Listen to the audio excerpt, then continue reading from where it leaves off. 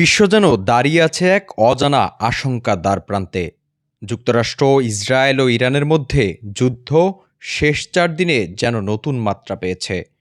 যুদ্ধ আরও তীব্র হওয়া সঙ্গে সঙ্গে পারমাণবিক হামলার শঙ্কাও ছড়িয়ে পড়েছে বিশ্বে। কিছু বাইবেল গবেষক ও খ্রিস্টান ভাষ্যকার বলছেন, প্রাচীন ধর্মগ্রন্থের ভবিষ্যৎবাণী হয়তো এখন সত্যি হচ্ছে।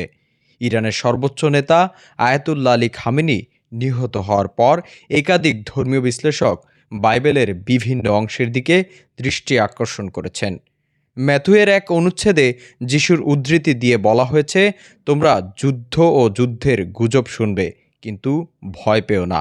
জাতির বিরুদ্ধে জাতি এবং রাজ্যের বিরুদ্ধে রাজ্য উঠবে। ইজেকিয়েলের আরেক অনুচ্ছেদেও পারস্যের উল্লেখ রয়েছে, যা আধুনিক ইরানের প্রাচীন নাম হিসেবে ধরা হয়। এই অনুচ্ছেদে বলা আছে, পারস্য, কুশ ও পুট সবাই ঢাল ও শিরস্থান নিয়ে থাকবে।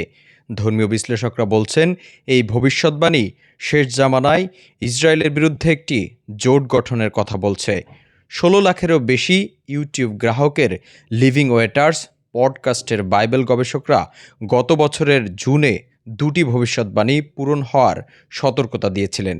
প্রথমটি হল, থেসালনিকীয়তে প্রেরিত পল লিখেছেন, যখন মানুষ বলছে শান্তি ও নিরাপত্তা, তখনই হঠাৎ বিনাশ আসবে। দ্বিতীয়টি হল ইশাইয়ার ভবিষ্যৎবাণী, দামেস্ক আর শহর থাকবে না, ধ্বংসস্তূপে পরিণত হবে।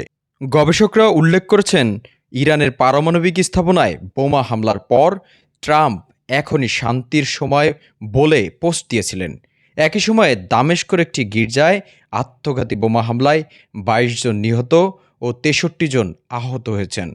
তারা বলছেন, এই দুটি ঘটনা একই দিনে ঘটায় ভবিষ্যৎবাণীর সঙ্গে মিল দেখছেন তারা। বিশ্লেষকরা বলছেন, বিশ্বে শান্তির আহ্বান অনেকের কাছে শেষ দিনের ভবিষ্যৎবাণীর চিহ্ন হিসেবেই বিবেচিত হচ্ছে। তাহলে কি সত্যিই বিশ্ব এগিয়ে যাচ্ছে সেই শেষ দিনের দিকে, নাকি এই সবই কেবল ঘটনাকে ঘিরে মানুষের ব্যাখ্যা? বিশেষজ্ঞরা বলছেন, এই ধরনের ধর্মীয় ব্যাখ্যা সম্পূর্ণই ব্যক্তিগত মতামত।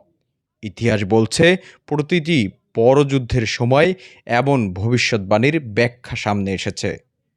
তবে একটাই সত্য, বিশ্ব এখন অস্থির, আর এই অস্থিরতার মাঝেই মানুষ খুঁজছে উত্তর, ভবিষ্যতের, নিরাপত্তার আর হয়তো অস্তিত্বের।